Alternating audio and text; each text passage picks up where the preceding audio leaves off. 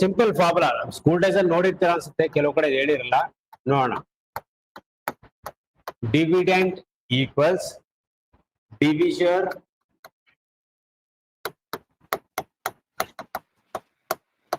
Into quotient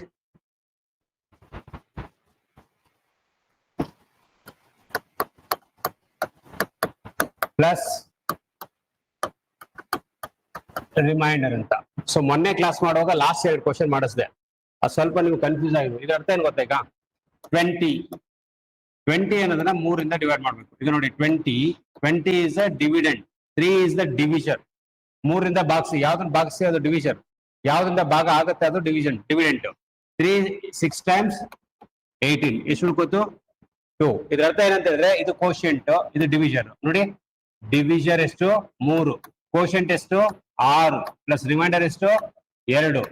ಇದಿಷ್ಟು multiply ಮಾಡೋಣ. 3 2 3 18 plus 2 20. ಅಲ್ಲಿ ಡಿವಿಡೆಂಟ್ ಏನಾಗಿತ್ತು 20. ಕಂಡಿಡಿದ್ವಾ? ಸೊ ಇದು ಫಾರ್ಮುಲಾ.